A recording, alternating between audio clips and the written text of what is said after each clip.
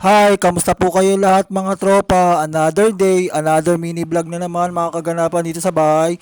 Ito po, 6 a.m. ng umaga, nagtirik po ako ng kandila sa altar dahil magdadasal po ako para mangumingi ng pasasalamat sa mga biyaya na binibigay ng Diyos Ama na makapangyarihan sa lahat at Heso Kristo. Maraming salamat po sa mga biyaya na binibigay ng Diyos sa amin ay pa-araw-araw at kami nakakasurvive nila mama sa aming pang-araw-araw. Ayan po, nagdadasal po ako tuwing umaga. Yan po ang ginagawa ko dito sa bahay namin.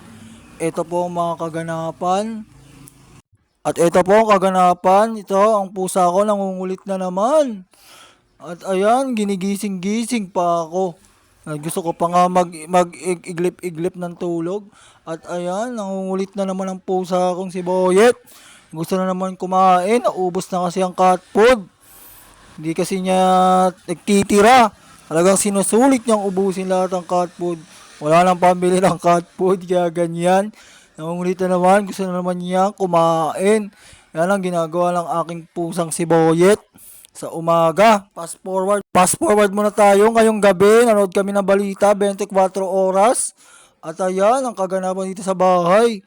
Nanood kami para malaman namin kung anong mga update sa lagay ng panahon at kung anong-anong nangyari sa buong mundo. Kaya nanood kami ng balita sa GMA.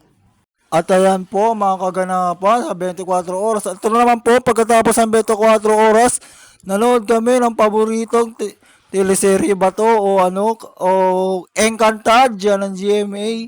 At ayan ang paborito kong si Perena nandiyan dyan sa pinapanood naming Encantadia. Fast forward muna tayo, kain po tayo mga guys. Yan ang ulam namin habang nanonood ng Encantadia. Meron kaming fried chicken. Yan, ang sinasaluhan naming pagkain ngayon ni Mama, fried chicken. Habang nanonood ng paborito naming Encantadia. Ayan, ang idol kong si Perena, ang lupit. Ang pinakaastig na idol ko sa lahat ng mga sangre. Kain po tayo mga sangre.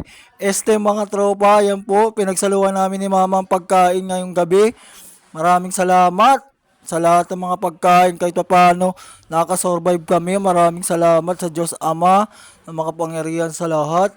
Nagbibigay ng biyaya at pagkain sa amin. Nakakasurvive kami ngayong gabi sa pang-araw-araw namin pagkain.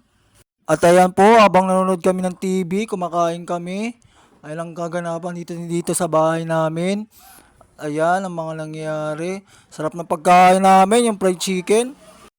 Face reveal naman tayo. Yan ang itsura ko ngayon. Ang payat-payat ko na dahil nga nagkasakit nga ako. Kala mo kung sinong Dennis Trillo na malupit oh. Pasikat ka boy! Akala mo kung sino.